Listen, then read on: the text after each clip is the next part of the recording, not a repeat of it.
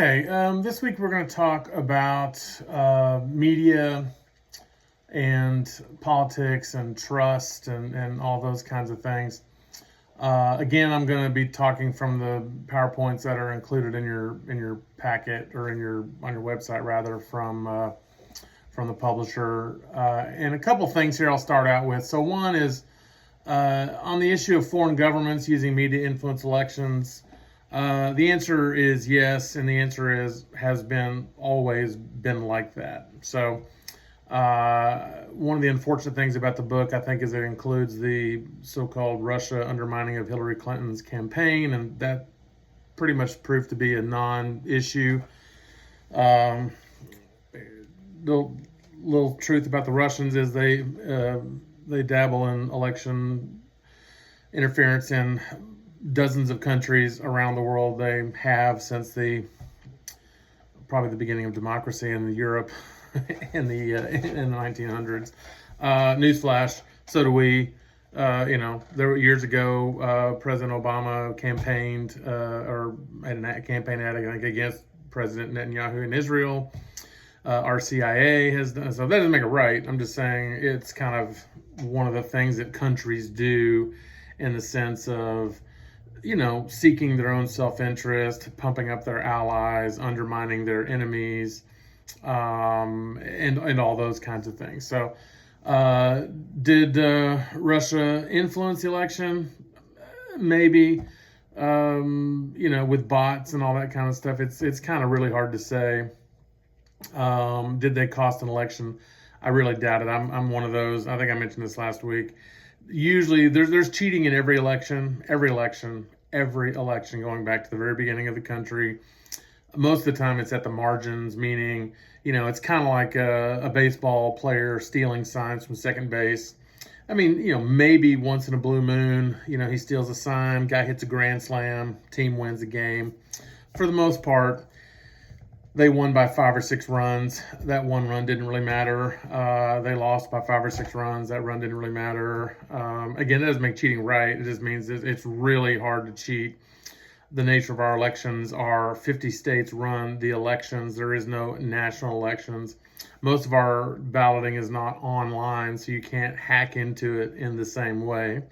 So most of the cheating is good old-fashioned cheating. You have people losing ballot boxes, miscounting ballots, losing ballots, destroying ballots, filling in ballots, dead people voting, those kinds of things. Those are pretty much standard around the 50 states. If you think about, there's 3,849 or so counties, each which run their own precincts. You divide those into multiple precincts. You've got, 20,000 polling places in these United States on a given election day. Plus mail-in ballots, plus absentee ballots. So anyway, there's always some cheating. I tend to be of the mind that there's not a lot of cheating in the terms of enough to actually turn elections at the national level. But I'm also prepared to be proven wrong, as always. And which actually gets us to our point of our chapter here, which is proof and trust and all of that. So the book here, so starting in slide 3, talks about the evolution of, so I would say this, that we've talked a little bit about the First Amendment free press. So when we talk about the media, who is the media? I would proffer to you there are 2 basic things. One, there's what many people would call, and I like this term, called the, quote, credentialed media. So a credential, of course, just gives you a pass, or like your CBU ID is a credential, right? It shows to people that you are an official student at California Baptist University. So you are a credentialed student. Obviously, when you get your bachelor's degree, you will have a credential that shows to people you have completed an undergraduate program in blank, whatever your major is.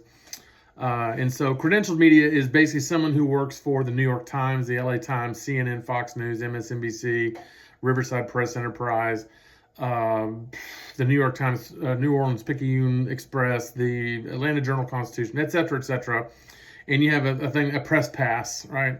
Or the event in which you were covering, like the Super Bowl or the inauguration or the Oscars or whatever, FIFA, the World Cup, right, it's coming up.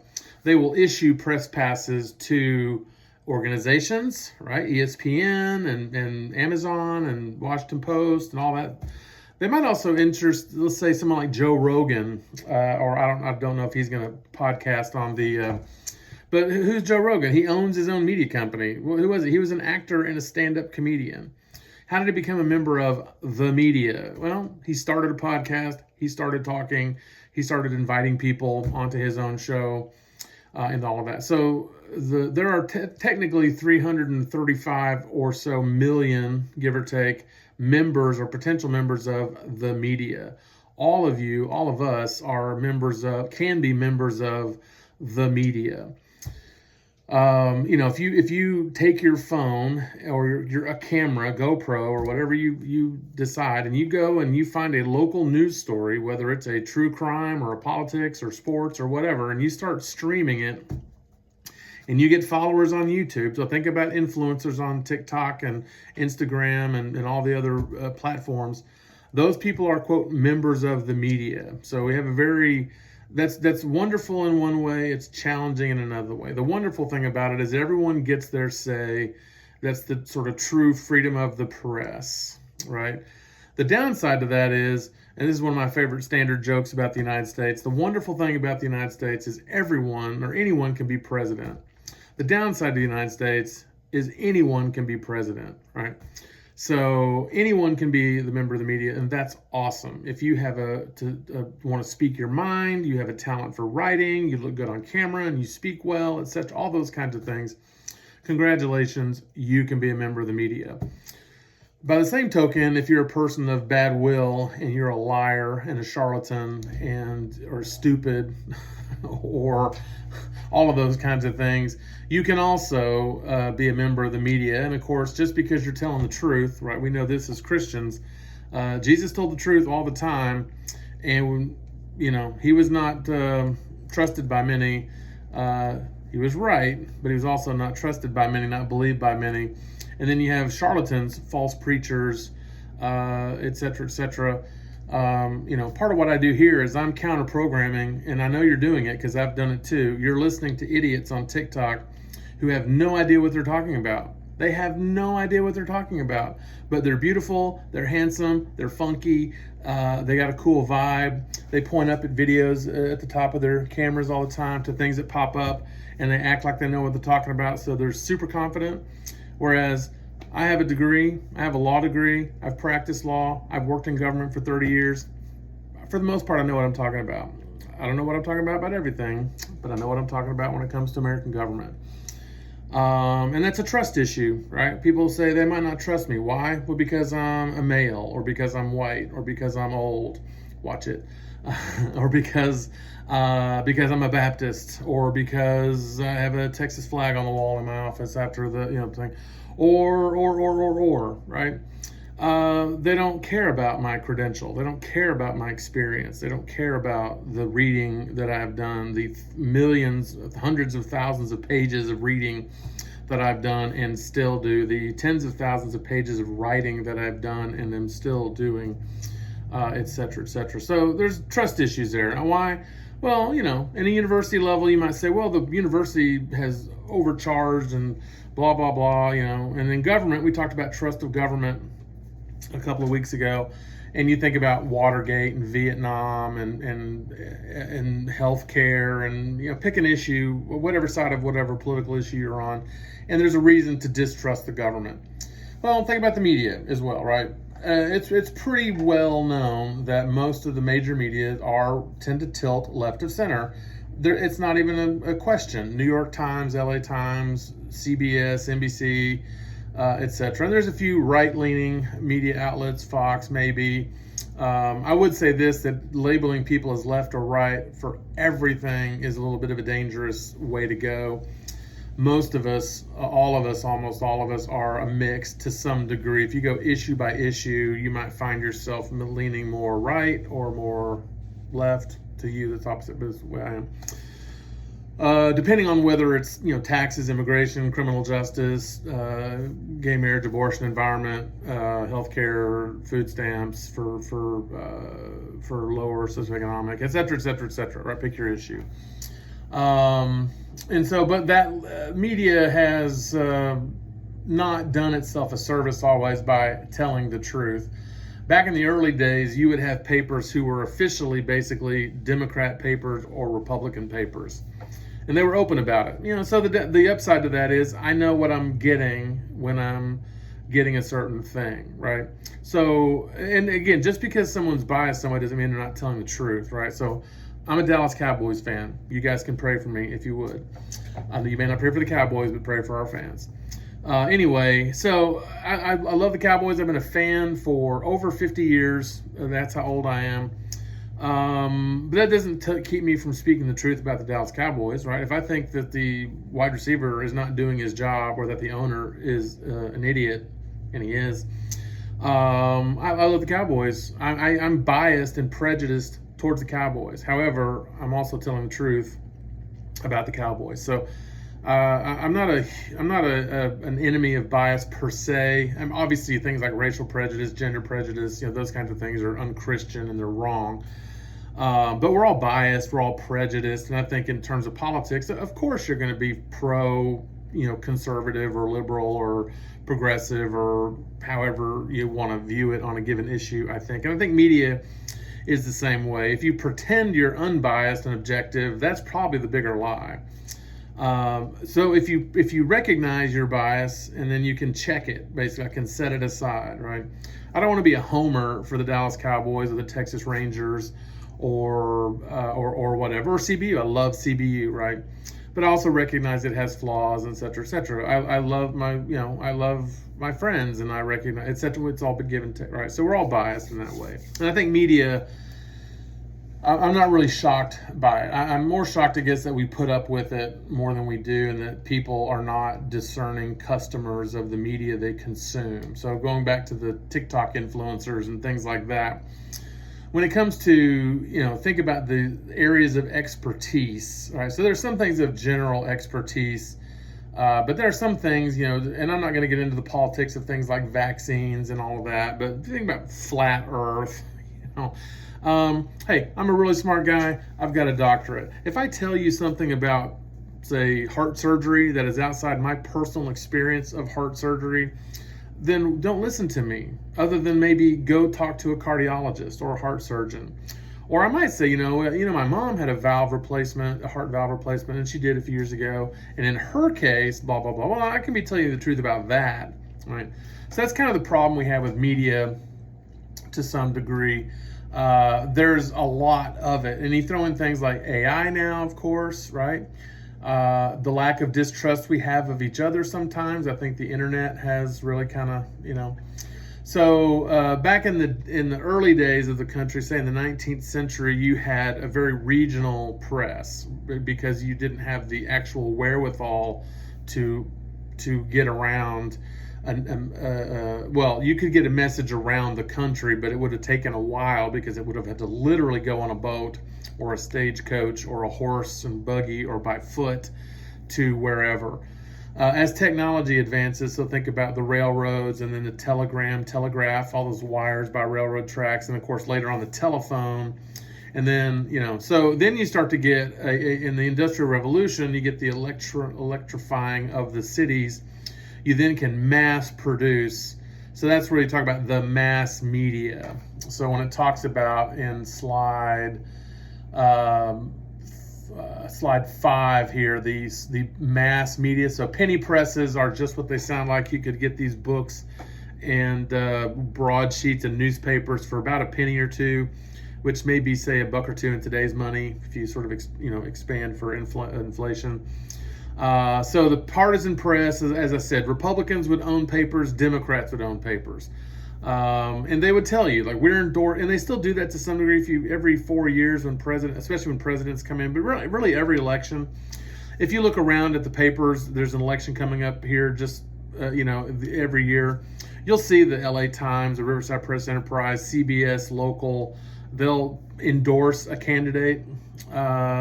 They try to separate the news, which is supposed to be objective, and the editorial opinion, which is the opinion of. So the paper, the heads have a political opinion of their own, and they try to then use their influence to endorse a candidate. We tend to, that's just part of being American in the American press, I think. So mass media is when everybody's really starting to read and hear the same thing. So if you get into the early 20th century, you get radio, right? And then, of course, television. And then the internet in the late 1900s, late 20th century will really then splinter that into what we have today, which is sort of a niche press. Yellow journalism refers to sort of sensationalistic journalism. Purple prose is a term we use in English for overly flowery language. Yellow journalism just refers to basically just not even like pro-Republican or pro-Democrat, but like gonna really sensationalize every little thing and blow it up into this big thing that, a mountain out of a molehill is the old phrase. That really takes off in the 20th century as people start to learn to manipulate and exploit the press. And there's almost and now there's a science behind it. If you think about modern psychology and mass psychology in terms of like, how do we motivate people to get out to vote? We can fearmonger, we can mislead, we can exploit. You may tell the truth, right? I mean, you tell the right truth, you tell it in the right way, and you blow it up with a picture or a headline, or pick a victim, when the victim is attractive and well-spoken and sympathetic and all those kinds of things. So again, nothing groundbreaking or earth-shattering there. Journalists also become investigators, investigative journalism. The beat system refers to reporters dedicated to certain areas. So if you think about like a cop walking the beat, that would be a cop having a neighborhood. Newspaper reporters and radio reporters, and you still have that. You'll see so-and-so on CNN reporting from the White House, and then every time she or he, whoever's doing it, that's their beat, right? They work the White House. This person works the Defense Department. This person works foreign policy. This person works environment. This person is a religion reporter, religion editor. So that's the beat system. Instead of just people writing about everything, you tend to then dedicate people to writing about certain things. In the bigger papers, you would start out maybe local crime reporting and all that, and then of course you can work your way up to the larger things, and as you start covering the White House and all that. But again, technically anybody can be not technically, legally, and really anyone can be a member of the press. The difference, of course, is if I go to the White House and say, hey, can I sit in on the press conference? They can say yes, and but they also are allowed to reasonably limit access because you've only got so much room in the thing. And then they would say, well, the New York Times has 1 million readers, and Fox News has 5 million viewers, and CNN has 2.5 million viewers. So we're not going to give, you have maybe 30 people in American government class, and then maybe your family, who listens to their dad.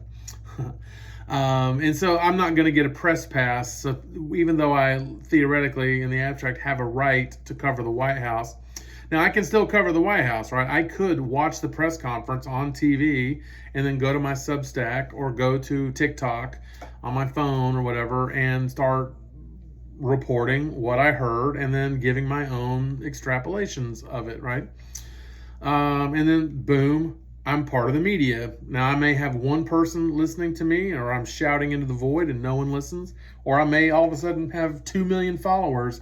And then as I get 2 million followers, now I have influence, right? I mean, that's really just kind of the way things tend to work.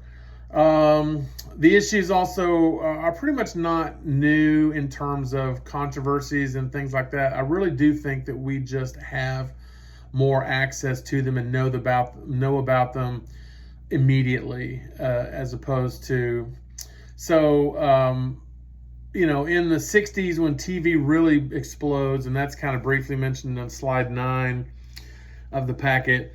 President Kennedy is assassinated in 1963, and I've talked to my mother about this. My mother was in high school when he was assassinated, and so it's November 23rd, right? So I think it's the week of Thanksgiving. It might be the week after Thanksgiving. Anyway, no, because she was in class when she heard about it. So they had heard he'd been shot, right? So there was an announcement in her high school that President Kennedy's been shot. They canceled class that day, for the rest of the day. So they go home, and my mom lives in Texas. We're from Texas, where Kennedy was shot in Dallas.